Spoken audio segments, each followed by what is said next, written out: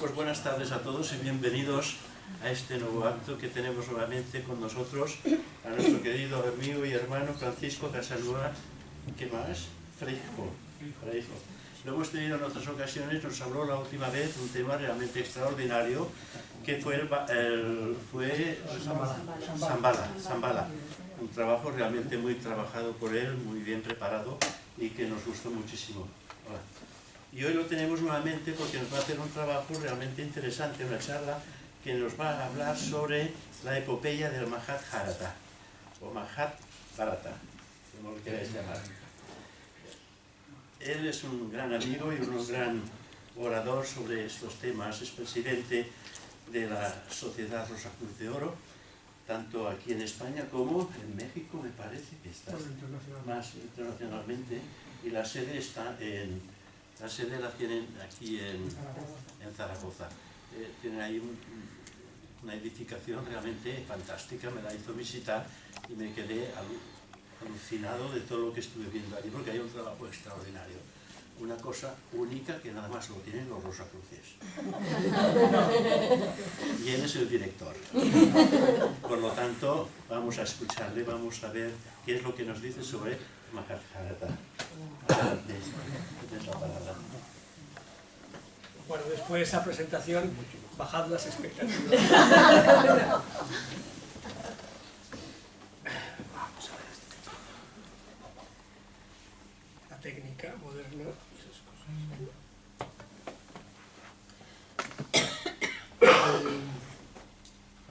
Mi acercamiento al tema del Mahabharata no es en absoluto un acercamiento desde el punto de vista erudito de alguien especialista en sánscrito o especialista en hinduismo, sino desde el punto de vista de un lector apasionado por el tema concreto del hinduismo y especialmente en todo lo que significa de fondo o origen espiritual de todas las corrientes que conocemos en Occidente.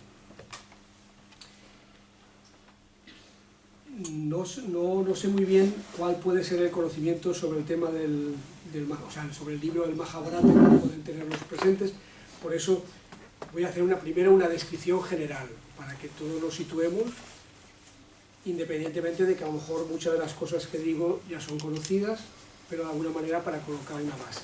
Y luego, a partir de ahí, intentaremos describir la trama del Mahabharata, sus personajes principales, y sobre todo su significado espiritual y esotérico para todos nosotros. El Mahabharata junto con el Ramayana son las dos grandes obras épicas de la literatura hindú y probablemente son los textos más antiguos de este tipo que existen en este periodo de tiempo. La extensión del Mahabharata es sencillamente impresionante, son 112.000 versos que en su conjunto son 7 veces más extensos que la Ilíada y la Odisea juntos. El Ramayana son 48.000 versos, también es una obra muy importante. El Ramayana es la epopeya de Rama, que es un personaje anterior, un avatar anterior a Krishna, y el Mahabharata, en realidad, el personaje central del Mahabharata es Krishna.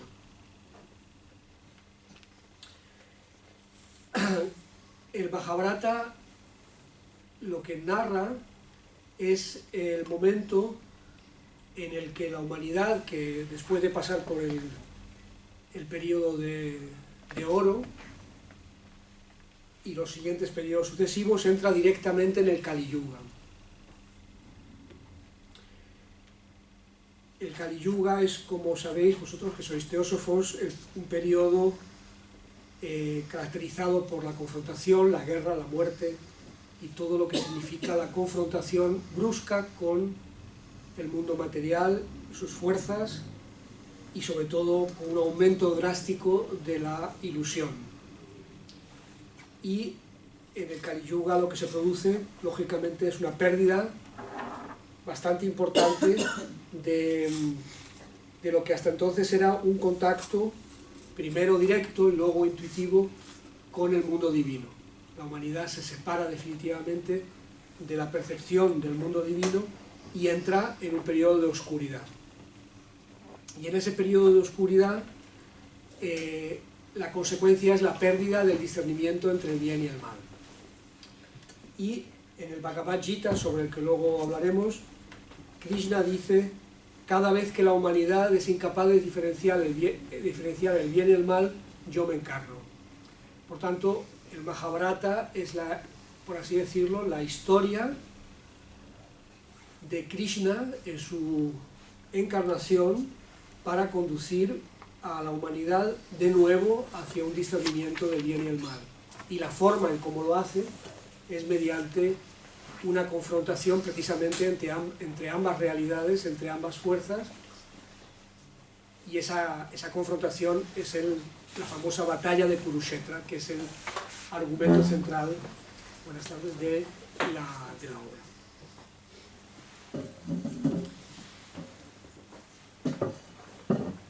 En primer lugar, decir que Krishna es la encarnación de Vishnu, que es el segundo elemento de la Trimurti hindú. Como sabéis, hay tres dioses, que son Brahma, Vishnu, Shiva, con sus tres esposas, que son Sarasvati, Lakshmi, y la tercera es Parvati. Es muy importante que veamos que la Trimurti hindú no está formada solamente por tres hombres, que es lo más conocido, sino también por sus tres esposas. Esto es una gran diferencia con respecto a al panteón digamos, divino de Occidente, en el que casi todos los dioses son hombres. En el mundo ideológico del hinduismo siempre está presente el elemento masculino y el femenino. Brahma es el creador, Shiva es el destructor y Vishnu es el que mantiene la manifestación a lo largo de todo un día de manifestación. Es decir, tan pronto como aparece una nueva manifestación, un Manvatara, que tiene su origen en Brahma, ese impulso tiene que ser renovado y conducido a lo largo de un periodo de tiempo, y al final es Vishnu el que lo concluye. La esposa de Vishnu, Parvati, de ella, uno de los derivados de Parvati es precisamente la diosa Kali, que es la diosa de la muerte. Y Shiva es interpretado siempre como el dios del fuego, el que destruye, el que de alguna forma destruye precisamente para permitir una nueva creación. Mientras que Krishna destruye para renovar, es decir, genera un conflicto para provocar una renovación en una situación que está enquistada.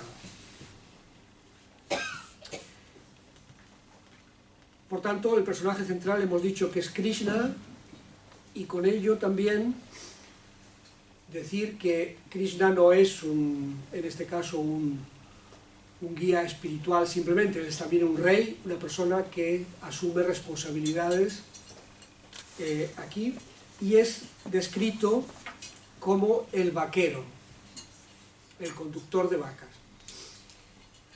Lo menciono porque hay muchas discusiones alrededor del hecho de cuándo fue escrito, cuándo fue redactado el Mahabharata. La primera vez que se plasmó por escrito fue en el siglo V a.C., pero hasta entonces se había transmitido por vía oral, y su origen se pierde en la noche de los tiempos. Menciono lo de que a Krishna se le conoce como el vaquero porque, como sabéis, a Jesucristo se le conoce como el pastor de ovejas. Y ello, a nuestro juicio, tiene que ver con el hecho de que la manifestación de Krishna se produce en la era de Tauro, mientras que la de Jesucristo en la era de Aries, el Cordero. Por eso a Jesucristo se dice el Cordero de Dios o el Pastor, porque estamos hablando ya del final de la era de Aries y el principio ya luego posterior de la era de Piscis. También los peces también es un elemento de los primeros cristianos. Mientras que en el periodo en el que se desarrolla el Mahabharata, probablemente hace 4 o 5 mil años, estamos hablando de la era de Tauro, que coincide al mismo tiempo con el hecho de que los mitos más importantes de Egipto, que son los de Isis y Osiris, a Isis se la presenta con una cornamenta de vaca. También estamos hablando de la misma época. Por tanto, Krishna es la luz que se manifiesta para esclarecer a los hombres y ayudarles de nuevo a discernir el bien y el mal, por así decirlo simplemente. El argumento humano de la historia es totalmente banal, no tiene mayor importancia. Es la típica discusión en una familia por una herencia. O sea, esto es algo que hasta nuestros días es bien conocido. Es decir, hay un rey que se llama Pandu, lo he puesto aquí, que es el heredero legítimo del reino. Su hermano es Dhritarashtra. ¿Y qué ocurre? Que Pandu tiene un encuentro desafortunado con una diosa, sin saber que era una diosa, y ésta le maldice. Y le dice que el día que yazca o se acueste con una mujer, morirá. Entonces, claro, este hombre, que es el rey, se encuentra ante la tesitura de que no puede tener descendencia, porque si lo intenta, se muere. Entonces lo que hace es, antes de retirarse con sus 2 esposas, que son Kunti y Madri, al bosque, abdica en su hermano Dhritarashtra. Lo que ocurre es que su hermano, y eso es muy importante, es ciego de nacimiento. Aquí de nuevo vemos un elemento importante, porque estamos hablando de cuando la humanidad, por su inmersión en la materia, pierde el contacto con la luz. Por tanto, el símbolo de que el rey heredero es un rey ciego nos está indicando también de exactamente qué es lo que está ocurriendo.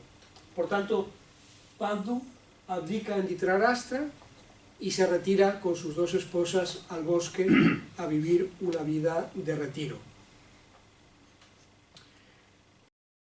Pero resulta que cuando está en el bosque, la Kunti, la esposa, le dice: ¿pero por qué ha pasado? ¿Qué ha ocurrido? ¿Por qué has abdicado? Y entonces él le cuenta a su esposa la maldición que yace en él, ¿no? Y entonces la esposa le pregunta: ¿pero tú quieres tener hijos? Y dice: ya me gustaría. Y dice: pero es que no hay ningún problema, porque yo de niña hice un favor a un dios, y este dios me entregó un mantra que cuando lo pronuncio me puedo quedar embarazada del dios que desee. Aquí tenemos la primera idea de que una mujer se puede quedar embarazada directamente de un dios sin intervención humana, como es el caso del mito de la Virgen María. Bueno, entonces Pandu se vuelve muy contento, claro, ya ha abdicado, pero quiere de todas formas tener hijos. Entonces dice: sí, yo quiero tener hijos. Y entonces le pregunta: ¿de quién quieres tener los hijos? Y él dice: hombre, el dios de la justicia suprema, que es Dharma. Y entonces Kunti se queda embarazada del primogénito, que se llama Yudhishthira, que es hijo de Dharma. Pero bueno, ya que podemos tener uno, podemos tener más. Y dice: sí, claro, todos los que quieras. Entonces dice: bien, pues me gustaría tener un hijo muy fuerte, muy poderoso. Y entonces nace Bhima, que es hijo de Vayu, que es el dios del viento, es decir, es la energía impetuosa. Es un chaval robusto. O sea, Yudhishthira es el prototipo de la persona justa, sabia, impecable en su comportamiento ético. Bhima, por el contrario, es un muchacho enérgico, noble, luchador. Y puedo tener otro. Y dice: sí. Entonces el tercero nace naturalmente alguien para vosotros muy querido, que es Arjuna o Arjuna, que es hijo del dios Indra, que es el rey de los dioses. Indra es en el panteón hindú el equivalente a Zeus o Júpiter, y por eso es el más noble de todos los guerreros, es el rey por excelencia, el nacido para rey por excelencia. Pero lo que pasa es que Madri, la otra esposa, dice, hombre, qué bien que tú has podido tener hijos, pero yo me voy a quedar sin ninguno. Y entonces Kunti le dice, no, no hay ningún problema, y entonces le transfiere también a ella el secreto del mantra, y ella tiene otros dos más, que son Nakula y Sahadeva. Estos son los hijos de los gemelos divinos que representan la belleza y la sabiduría.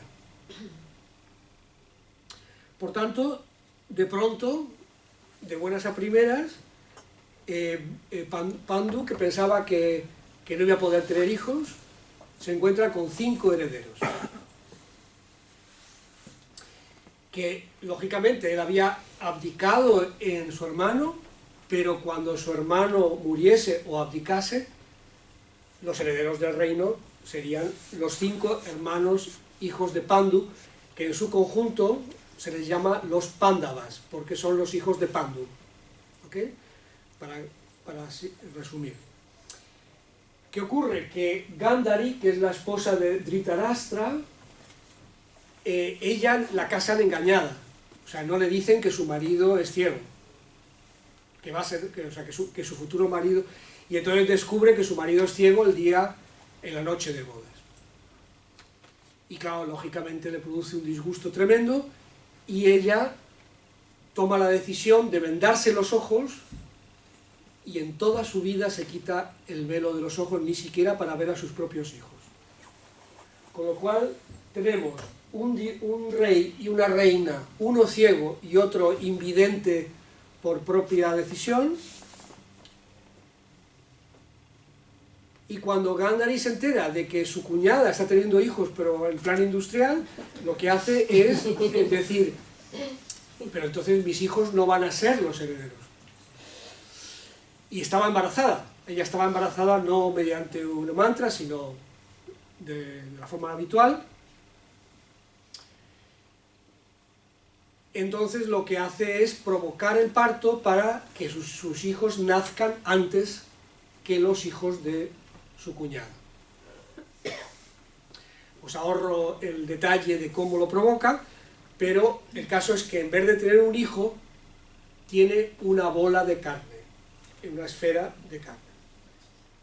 Y entonces Gandhari lo que hace es corta esa bola de carne en 100 trozos, mete un trozo en 100 tiestos, y de esos 100 trozos nacen 100 hijos. Y esos 100 hijos, cuyo primogénito es Duryodhana, que significa el difícil de vencer, ese es un nombre importante de retener, el difícil de vencer, esos 100 hijos en su conjunto son los llamados los Kurus. Por lo tanto tenemos a los Pándavas y a los Kurus. Y está escrito ya en las estrellas de que los Pándavas van a ser víctimas de los Kurus, ¿no? Eso es obvio, ¿no? O sea, es decir, que los Kurus, sabiendo que sus primos son los rivales naturales para ser reyes, desde niños van a hacerle la vida directamente imposible. Eso que ahora se llama bullying, ¿no? Ya se practicaba hace 5000 años. Entonces, toda la infancia de los Pándavas está plagada de trampas, tretas, maldades de todo tipo que le hacen sus primos hermanos con objeto de liquidar, directamente de liquidarlos, ¿no? Pero los Pándavas siempre vencen por su nobleza, su altura de miras, y porque practicaban el lema de la sociedad teosófica, que es que no hay más religión más elevada que la verdad, ¿no? Y por tanto, en realidad, no hay dharma más elevado que la verdad, ¿no? Es el padre de Yudhishthira. Bueno, este es el escenario, y por tanto ese escenario va a provocar que los hijos de la oscuridad y los hijos de la luz se van a tener que enfrentar tarde o temprano sí o sí. Y cuando se enfrentan es la batalla de Kurukshetra, la famosa batalla de Kurukshetra. Entonces, toda la primera parte del libro es la historia de cómo los Pándavas intentan evitar esa batalla, porque, le digo, ellos no son personas que quieran la guerra, ni quieran la destrucción, y menos por simplemente un reino, y al mismo tiempo los primos, que hacen todo lo posible por liquidarles,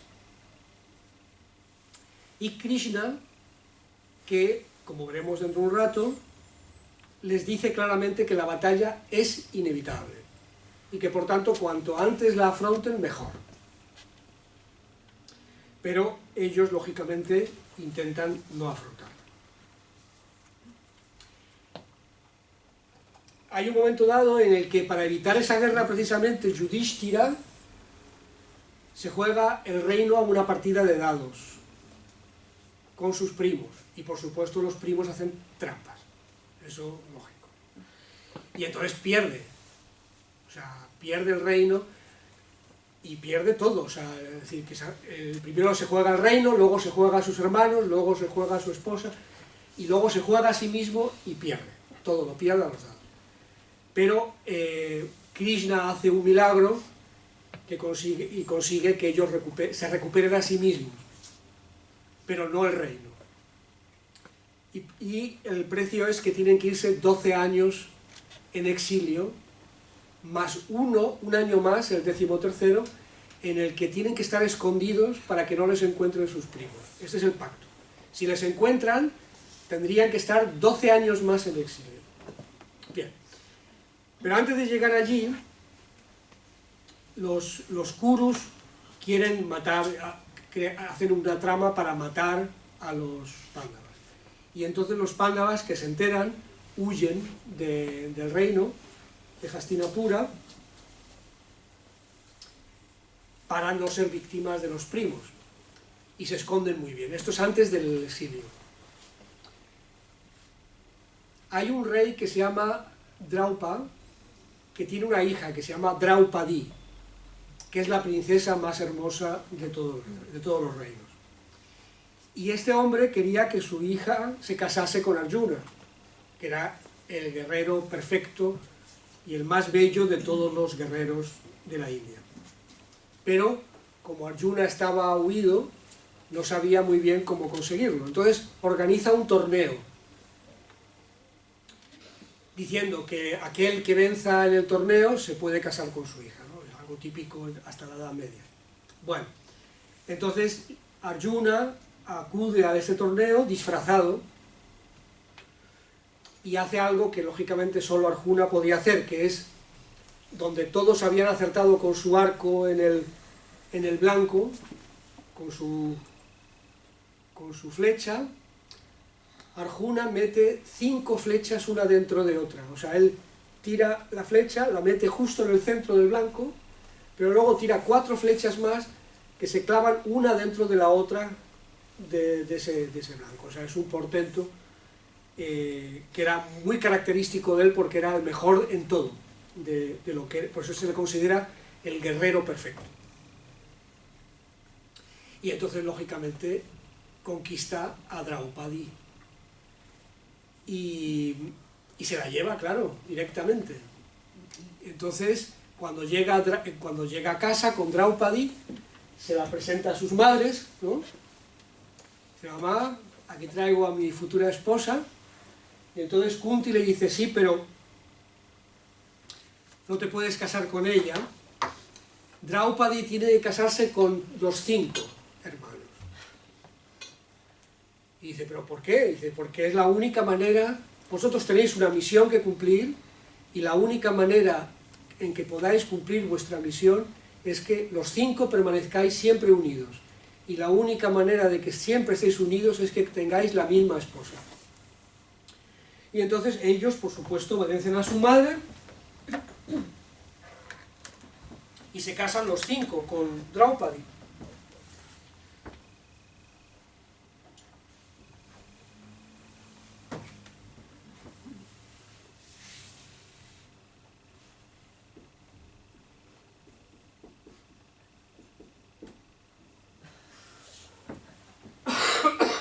Y yo creo que es en la literatura mundial el primer caso de poliandria. Yo creo que no ha habido, o sea, de poligamia hay montañas de casos, pero de poliandria creo que es el primero. Y precisamente el día en que se casan, que la madre los casa a los 5 con ella, ese es el primer día en que Krishna aparece en escena. Hasta entonces se habla de él, pero nunca ha aparecido. Y ese día Krishna viene a la casa donde están escondidos los Pándavas con su padre y sus madres.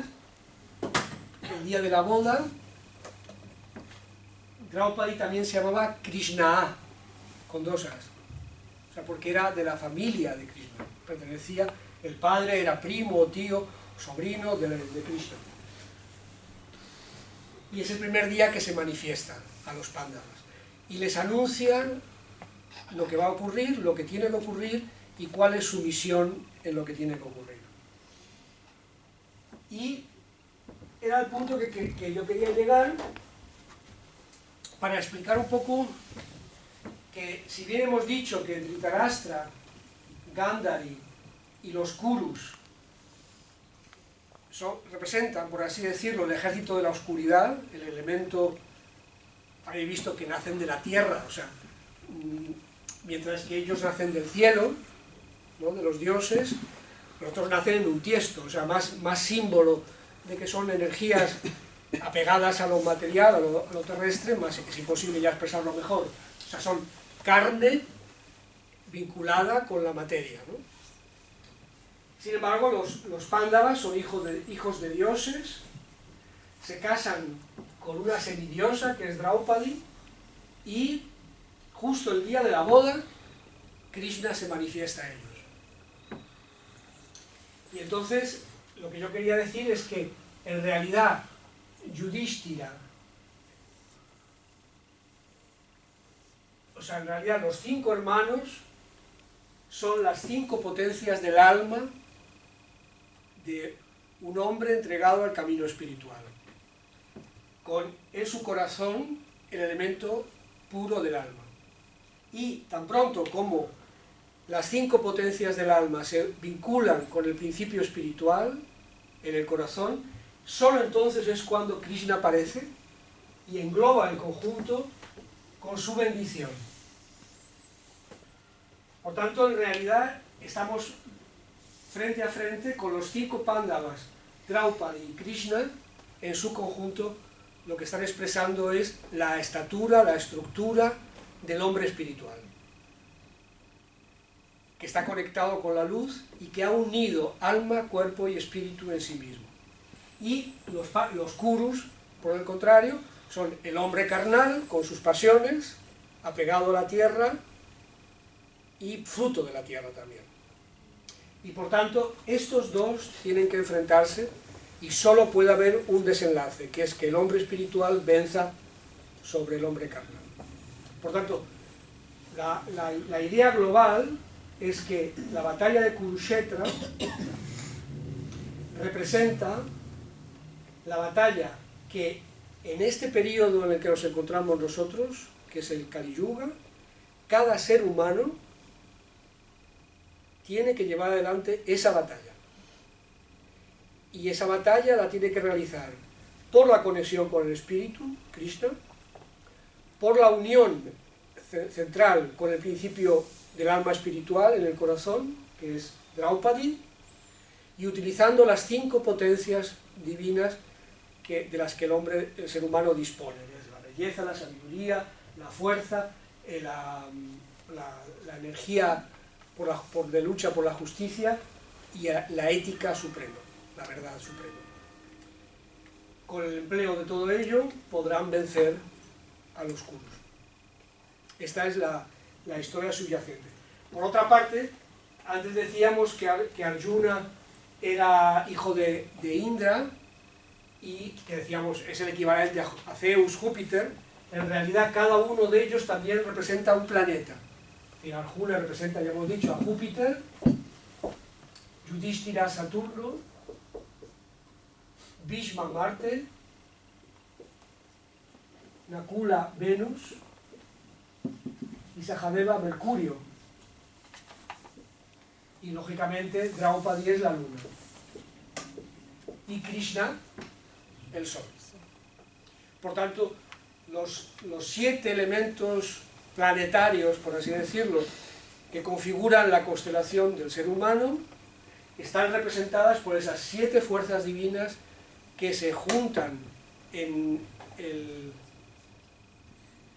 podríamos decir, el guerrero de la luz, el combatiente por la victoria de la luz, para conducirle a la victoria. Y tal vez de esa manera se ve que detrás de esa especie de historia aparentemente absurda o banal, como puede ser toda esa serie de elementos que dan lugar a una masacre, porque la batalla de Kurukshetra es una masacre de un nivel impresionante, en realidad está representando la lucha interior de todo aquel que quiere recorrer el camino hacia la luz. El Mahabharata tiene, por tanto, tres partes importantes. La primera parte es todos los prolegómenos, las causas, los problemas, las diversas situaciones a través de las cuales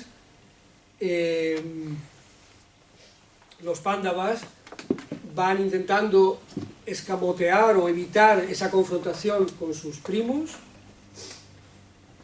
El día el momento de la batalla, el día de la batalla de Kurukshetra, y la batalla en sí, que también es prácticamente casi un tercio de la obra, y la parte final, que es después de la victoria, todo lo que ocurre hasta que ellos se retiran de la vida mundana.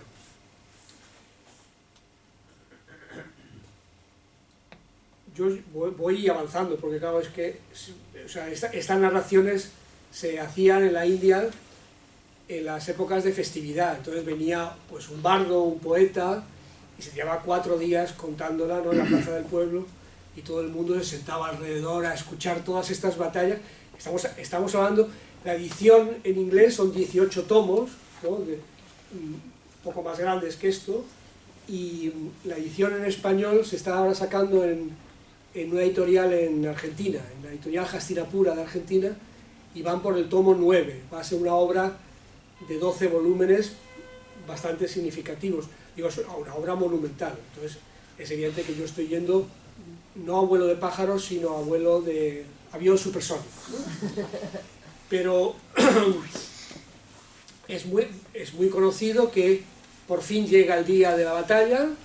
Los ejércitos están colocados uno frente a otro, los ejércitos de los Pándavas y los ejércitos de los Kurus, y resulta que Krishna, que también es un rey, como hemos dicho, él no puede favorecer a ninguno de los dos bandos. Entonces a uno le ofrece sus ejércitos y a otro le ofrece ser el que conduce el carro del capitán, capitán que va a ser Arjuna. Arjuna va a ser el comandante en jefe del ejército de los Pándavas. Entonces Arjuna lógicamente elige a Krishna como conductor del carro, por eso siempre se le representa en esa escena, ¿no?, en la que Krishna va conduciendo el carro y atrás va Arjuna con sus arcos y sus flechas, ¿no? Entonces es evidente que Arjuna prefiere la conducción espiritual a no importa qué ejército. Aquí también tenemos de nuevo una primera manifestación de esa otra escena que se produce más tarde, cuando Jesucristo también es juzgado y dice: no, mi reino no es de este mundo, yo no preciso soldados, ¿no? Entonces se encuentran ante el campo de batalla, Krishna conduce el carro delante de los ejércitos enemigos, y claro, Arjuna lo que ve es que en el otro bando están montones de personas que son de su familia, que se han visto arrastrados por los Kurus a una batalla, pero que en realidad son sus también primos, tíos, sus maestros, los que le habían enseñado a a tirar con arco, en fin, está todo el mundo también ahí. Entonces Arjuna dice que no, que esa batalla no tiene ningún sentido, que no hay reino que merezca la pena tanta masacre. Y entonces es cuando la famosa escena en la que Arjuna tira las armas al suelo y se niega a combatir. Y en ese momento es cuando Krishna intenta convencerle de que tiene que combatir. Y todo lo que es, aparte del Mahabharata, que narra lo que Krishna hace para convencer a Arjuna de que combata, es el Bhagavad Gita. O sea, el Bhagavad Gita comienza en el mismo momento, o sea, que el canto del Señor comienza en el mismo momento en que Krishna le dice que tiene que combatir. Y Arjuna dice que no. Y entonces, como no le convence de manera argumental, ya que es un tema muy importante, Krishna hace apelación al honor, a sus deberes, a sus obligaciones, y nada de eso le convence. Y entonces, para ya convencerle, Krishna se le manifiesta en su estatura divina. Y por tanto, el Bhagavad Gita no es solamente una parte del Mahabharata de tipo épico, o sea, el Mahabharata tiene una parte épica, una parte moralizante, una parte de enseñanzas de conducta, pero también tiene una parte que es revelación divina. Y la esencia de la revelación en el Mahabharata es lo que todos conocemos separadamente como el Bhagavad Gita.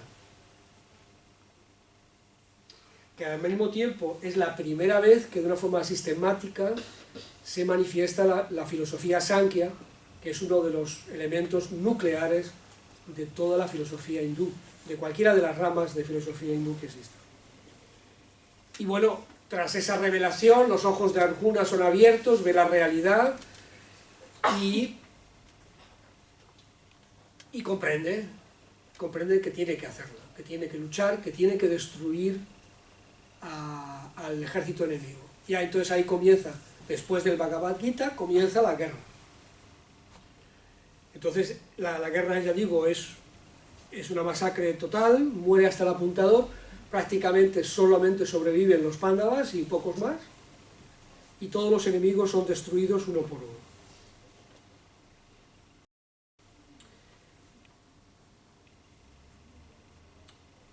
Posteriormente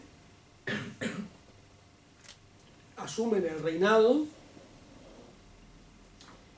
pero hay una escena, hay una parte del Bhagavad Gita, del Mahabharata, que yo he separado aquí, que me gustaría leer algún trocito, porque a mi juicio justo es en este trozo donde son descritos los 100 Kurus, pero no se dice, o sea, de la misma forma que lógicamente en el Bhagavad Gita, en el Mahabharata, o te dicen, es que Bhima es el planeta Marte y estos 5 representan... No, esto no te lo dicen, eso tienes tú que descubrirlo, ¿no? Pues lo mismo pasa con los Kurus, tampoco te los describen, ¿no? Te dicen, pues son así o asá o asó, no. Pero hay un personaje que se llama Bhishma, que es tío de los Pándavas, y lógicamente también tío de los Kurus.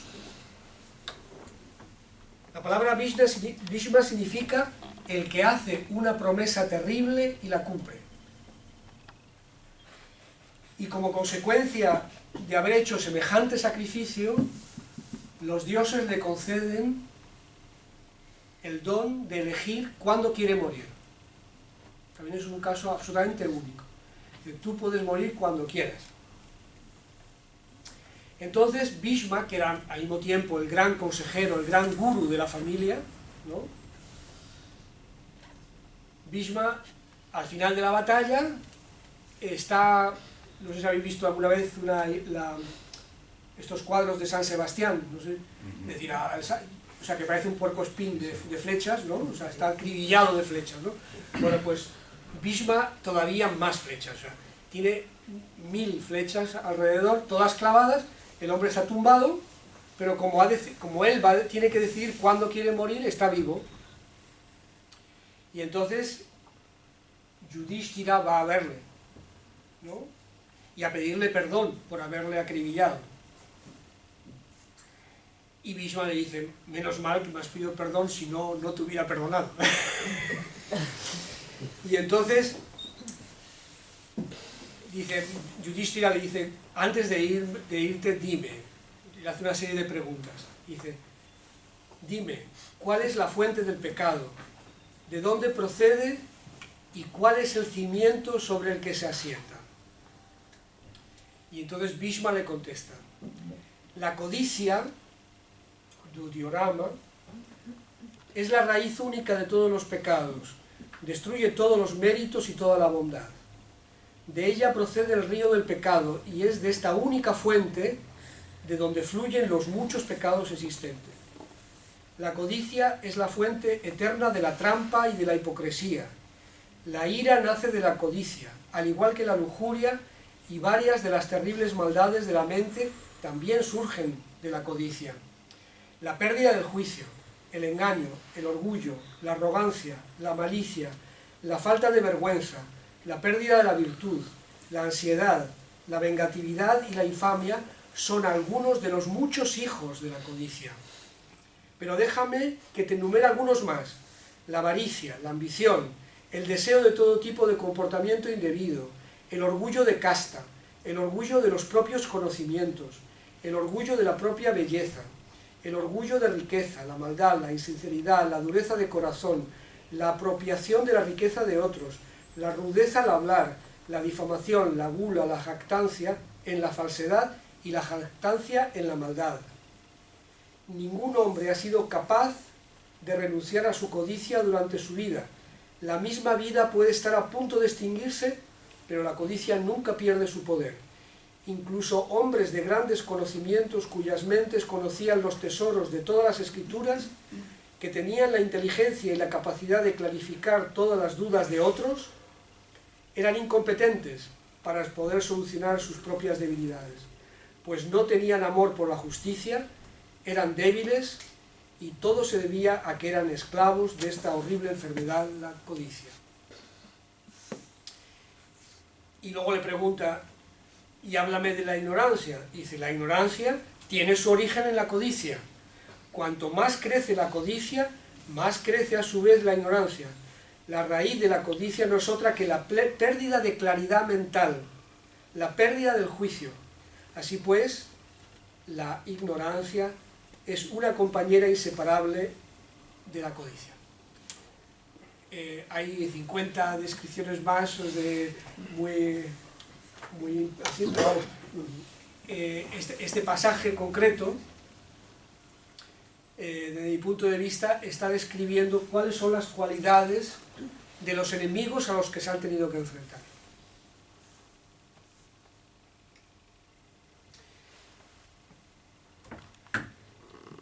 Había preparado también algunos trozos del Bhagavad Gita, pero yo creo que no es necesario que los lea porque seguro que todos lo habéis leído y por tanto no alargo esto con este asunto.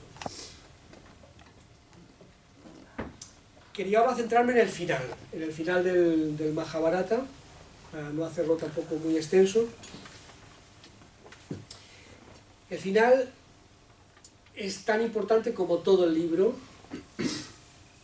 como todos los libros, porque es cuando los Pándavas, después de toda una vida de reinado, de justicia, los Pándavas y Draupadi deciden que ha llegado el tiempo de emprender un peregrinaje al monte Meru, que es en la mitología hindú el Olimpo de Grecia, ¿no? Es la montaña de los dioses, donde viven los dioses. Entonces ellos ya entregan su reino a sus hijos y se visten de peregrinos y se van los 6, o sea, los 5 maridos y Draupadi se van caminando de peregrinación al monte Meru, con M. Y por tanto llegan al monte Meru y comienzan a escalarlo. Y es muy curioso porque según van escalando la montaña, uno tras otro de los hermanos va falleciendo.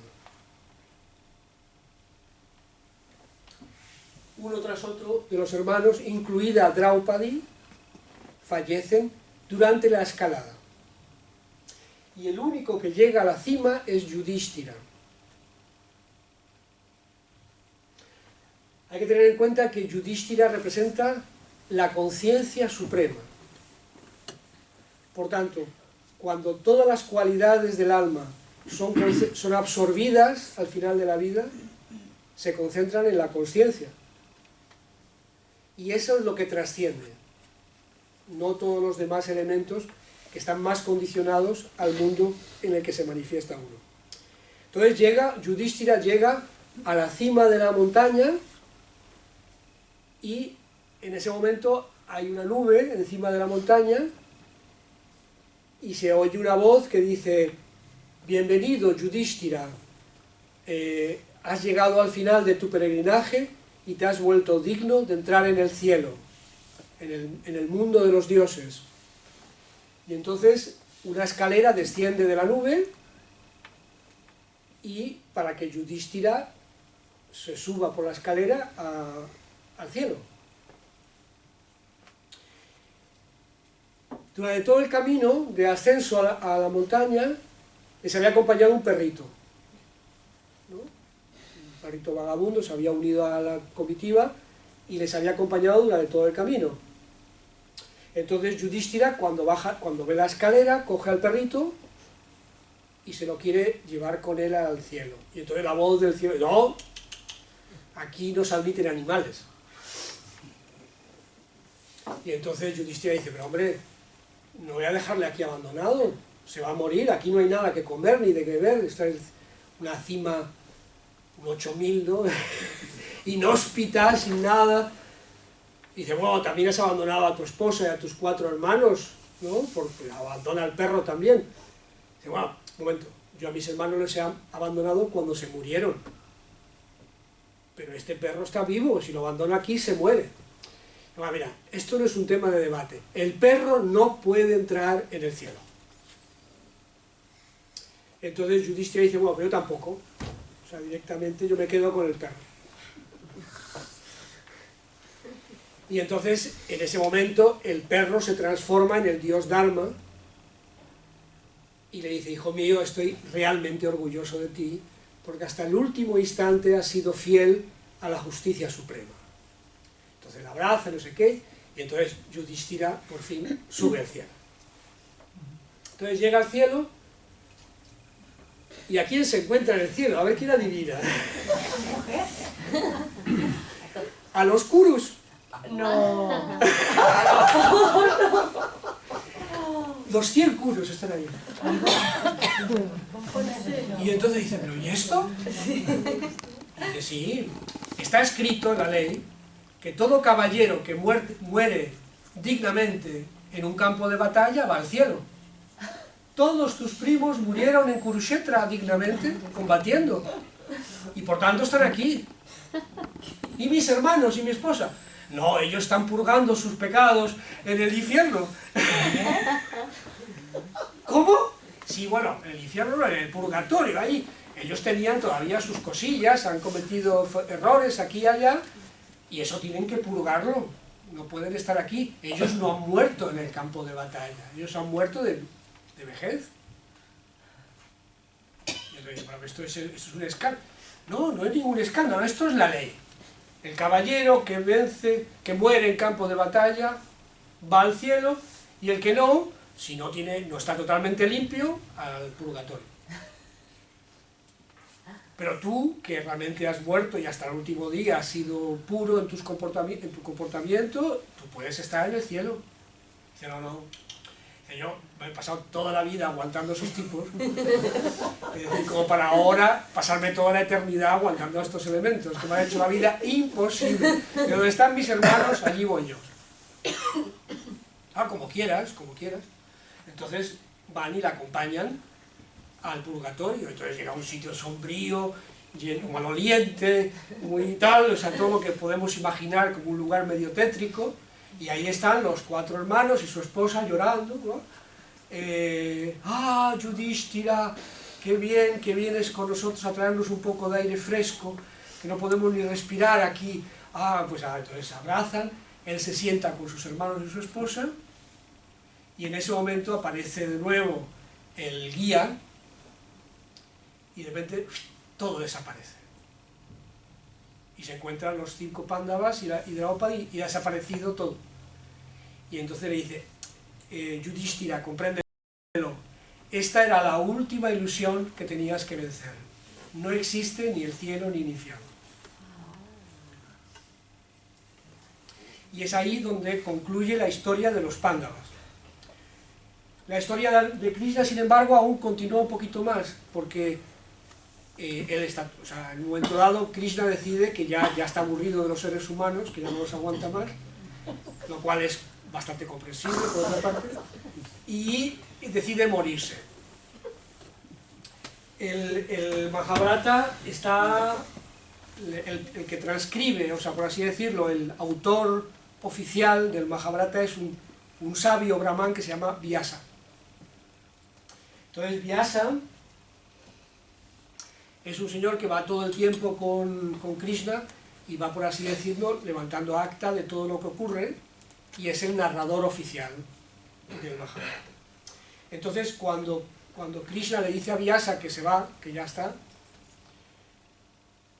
Vyasa le pregunta, yo te he acompañado fielmente toda esta epopeya, he sido el fiel transcriptor de todo lo que ha ocurrido, pero antes de irte, quiero que me permitas que te haga una pregunta.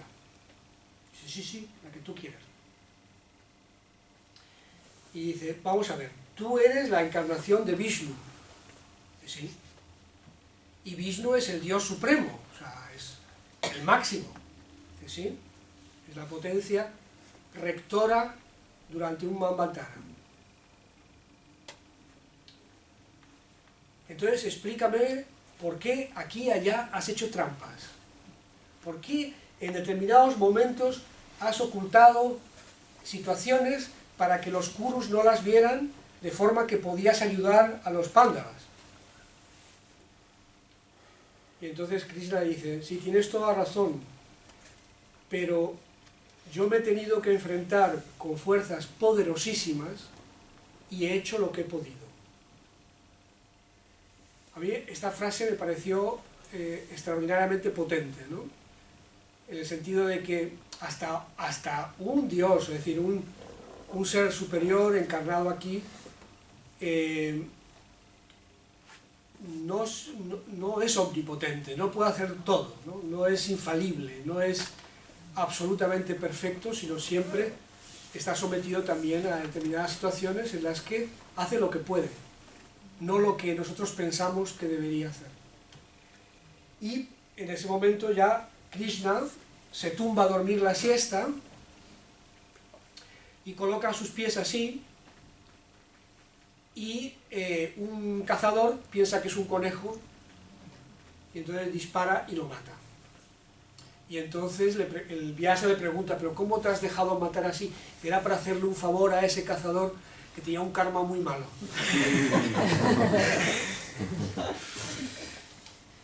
Bien, esto es básicamente, en grandes rasgos, ¿no?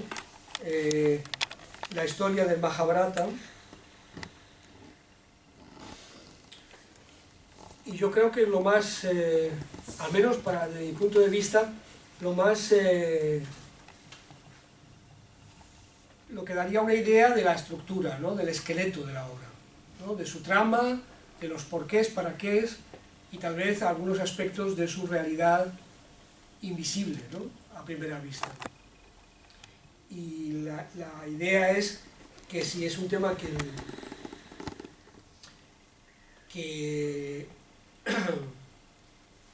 ha despertado en ustedes una sensación de profundidad espiritual, la invitación es a que lo lean, ¿no? Porque realmente el Mahabharata, igual que el Ramayana, pero sobre todo el Mahabharata,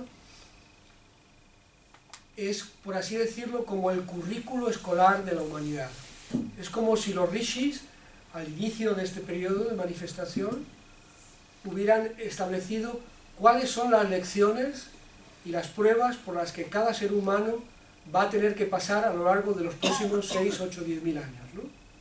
Y los hubieran plasmado de forma no como una narración teórica, filosófica, sino como una épica, como una narración épica, como un cuento, que es, como decimos muchas veces, la forma en cómo se enseña a los niños.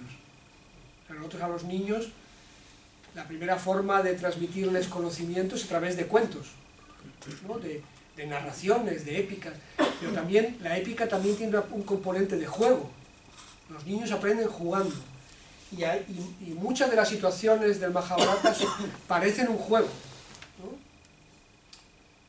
Y entonces todo indica como que los sabios, los grandes sabios, los rishis, al inicio mismo de esta manifestación, grabaron, por así decirlo, en el éter del mundo estas historias como guía, como indicaciones, como símbolos, para que acompañaran a nuestra hora de vida a lo largo del Kali Yuga, porque seguimos, o sea, es que el Kali Yuga continúa, y lo vemos todos los días, ¿no? que el tema de las guerras y de los conflictos entre seres humanos y de las luchas por el poder no cesan un solo día. Y es muy fácil verse involucrado en esos combates, y por eso en el Mahabharata realmente está descrito cómo hay que afrontar todo eso, cómo hay que distanciarse interiormente y cómo hay que ir adelante a lo largo del Kali Yuga para no ser atrapados por este juego. Lógicamente la esencia de todo ese mensaje espiritual está en el Bhagavad Gita, es obvio, pero el Bhagavad Gita, claro, como revelación así a secas, para la humanidad en su conjunto no es suficiente, le hace falta un envoltorio mucho mayor de situaciones moralizantes y indicativas. Hay muchos discursos y muchos diálogos enormemente bellos en los que, de alguna manera, se va describiendo la naturaleza humana, pero no de una forma filosófica, como por ejemplo en nuestros libros que decimos el hombre es séptuple y tiene esto y aquello, no. Se describe de una forma vital, viva, ¿no? Y por eso yo considero que es muy enriquecedor espiritualmente, y mucho más para quienes recorren un camino espiritual, el poder profundizar en este libro. Y es si esta exposición de alguna manera ha tocado esa pequeña fibra de curiosidad que todos llevamos, la recomendación es, aunque está agotado el libro, se puede conseguir en internet y merece la pena. Hay un pasaje más que no leí, pero ya se ha hecho un poco tarde, que es un diálogo que hay entre Dharma y Yudhishthira. ¿Queréis que lo lea? Sí. Por favor.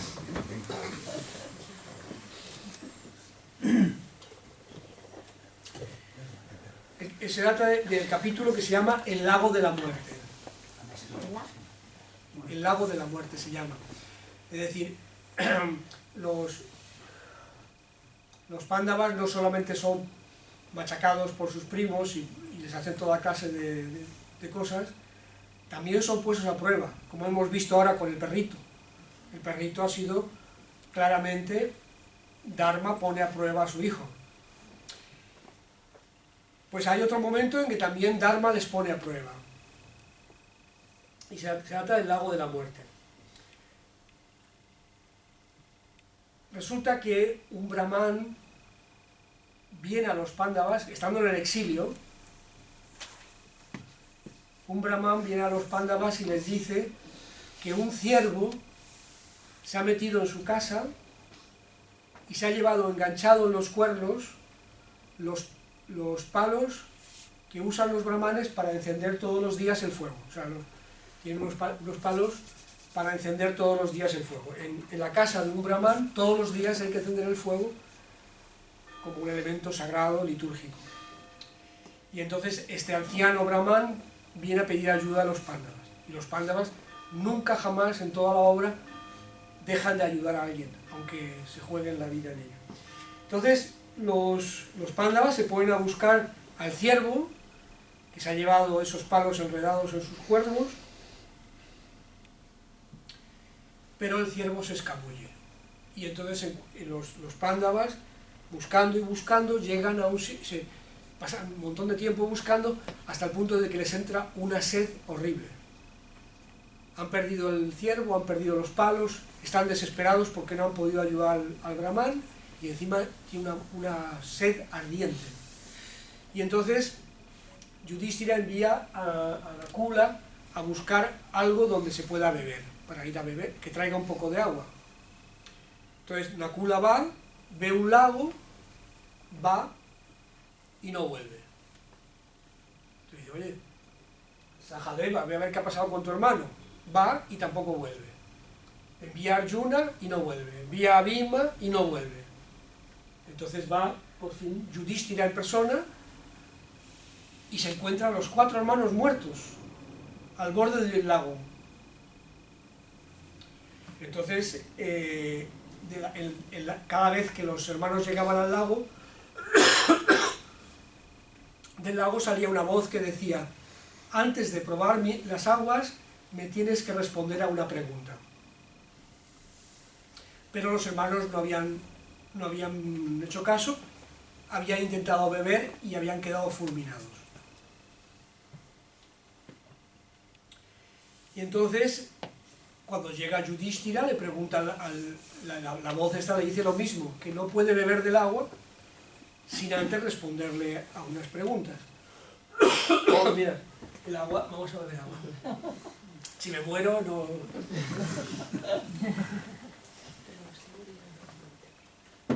Entonces, dice, yo soy un yaksha, un demonio, y este lago me pertenece. Tus hermanos no me han hecho caso, han querido beber, a pesar de que les dije que si bebían sin responderme, morirían, y han muerto. Y si tú haces lo mismo, morirás también tú. Dice, tu hermano Arjuna trató de luchar por su vida, intentando matarme con sus flechas. Invocó a todos los divinos astras que tenía a sus órdenes, y los dirigió contra mí, pero no pudo hacerme nada. Le pedí que respondiera a mis preguntas, pero él rehusó, bebió el agua y murió. Y entonces me dice, me alegro, Yudhishthira, que seas humilde y que te prestes a responder a mis preguntas antes de beber. Y entonces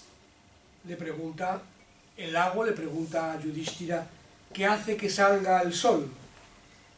Y la respuesta es, Brahma hace que salga el sol. ¿Y quiénes son los compañeros del sol? Sus compañeros son los dioses. Aquí estamos hablando de nuevo. ¿Quién hace que el sol se ponga? El Dharma hace que el sol se ponga. ¿Qué es más rápido que el viento? La mente es más rápida que el viento. ¿Qué es más numeroso que la hierba? Los pensamientos que aparecen en la mente de un hombre son más numerosos. ¿Cuál es el más alto refugio de la virtud? La liberalidad es el más alto refugio de la virtud.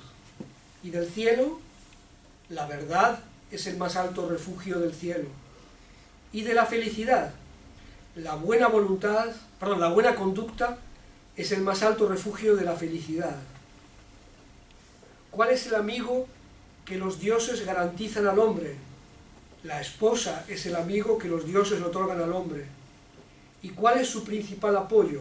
Las nubes. ¿Cuál es la cosa que merece mayor alabanza? La habilidad. ¿Y cuál es la más valiosa de todas las posesiones? El conocimiento. ¿Cuál es el mejor tipo de felicidad? La autosatisfacción. ¿Y cuál es el más alto deber de este mundo? Abstenerse de injuriar. Es el más alto de todos los deberes. En fin, continúa. Y todo ello es un diálogo de una enorme belleza, ¿no? En un momento dado le pregunta, ¿cuál es el mayor milagro? Dice, el mayor milagro es que sabiéndonos todos mortales, vivimos como si fuéramos inmortales.